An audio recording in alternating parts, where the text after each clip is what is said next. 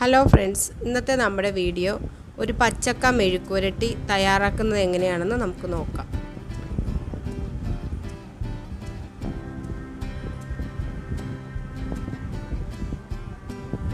അതിനായി നമ്മളിവിടെ ഒരു പാൻ വെച്ചതിന് ശേഷം 2 സ്പൂൺ വെളിച്ചെണ്ണ ഒഴിച്ചു കൊടുക്കുക.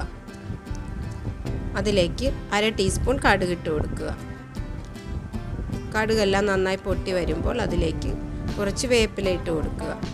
2 വറ്റൽമുളക് അരിഞ്ഞതും കൂടെ ചേർത്ത് കൊടുക്കുക.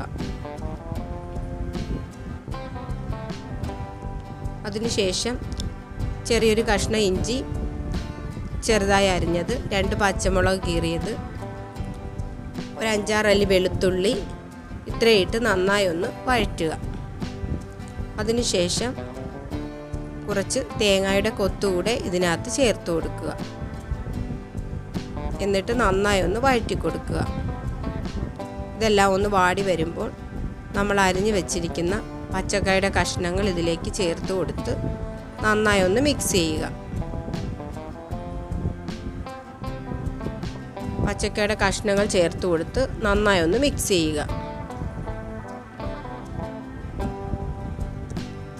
ഇവിടെ നമ്മൾ 5 പച്ചക്കായ എടുത്തിട്ടുണ്ട്.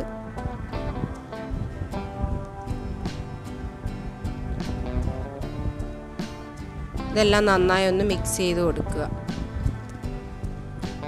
ആവശ്യത്തിന് ഉപ്പ് കൂടെ ചേർത്ത് കൊടുക്കുക. നന്നായി മിക്സ് ചെയ്തതിന് ശേഷം ആവശ്യത്തിന് ഉപ്പും ചേർത്ത് കൊടുക്കുക.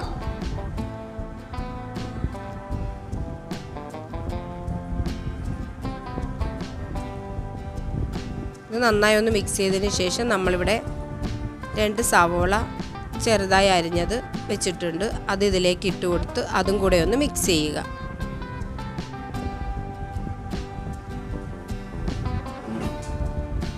അതും കൂടെ മിക്സ് ചെയ്തതിന് ശേഷം ലോ ഫ്ലെയിമിൽ വെച്ച് ഒന്ന് അടച്ചു വയ്ക്കുക.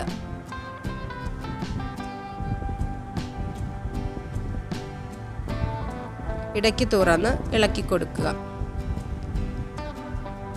അപ്പോൾ ഇതൊക്കെ നല്ല മിക്സായി വെന്ത് വരുന്നുണ്ട്. ഇനി നമുക്കിതിലേക്ക് നന്നായി ഇളക്കി കൊടുത്തതിന് ശേഷം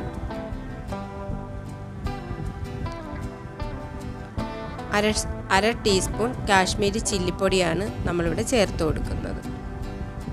ആ പൊടി ചേർത്ത് കൊടുത്തതിന് ശേഷം നന്നായി ഒന്ന് മിക്സ് ചെയ്ത് കൊടുക്കുക.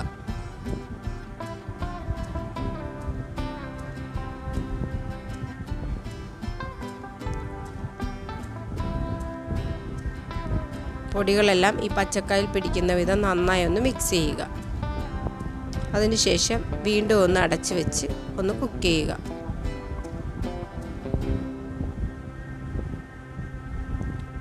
ഇങ്ങനെ 2-3 പ്രാവശ്യം തുറന്ന് ഇടയ്ക്ക് ഇളക്കി കൊടുക്കണം. അപ്പം നമ്മുടെ പച്ചക്കാ തോരനൊക്കെ വെന്ത് വരുന്നുണ്ട്. ഇപ്പോൾ നമ്മുടെ പച്ചക്കാ തോരനെല്ലാം തയ്യാറായി കഴിഞ്ഞു. ഇനി നമുക്കിതൊരു പ്ലേറ്റിലേക്ക് സെർവ് ചെയ്യാം. വളരെ ടേസ്റ്റിയായ ഈ പച്ചക്കാ തോരൻ നിങ്ങളും ഒന്ന് ട്രൈ ചെയ്ത് നോക്കുക. ഞങ്ങളുടെ ഈ വീഡിയോ ഇഷ്ടപ്പെട്ടെങ്കിൽ ഞങ്ങളുടെ ചാനൽ ലൈക്ക് ചെയ്യുക, ഷെയർ ചെയ്യുക, സബ്സ്ക്രൈബ് ചെയ്യുക. അടുത്തുള്ള ബെല്ലൈക്കൻ ക്ലിക്ക് ചെയ്യുകയാണെങ്കിൽ ഞങ്ങൾ ഇനിയും തുടർന്നിരുന്ന വീഡിയോകൾ നിങ്ങൾക്ക് ലഭിക്കുന്നതായിരിക്കും.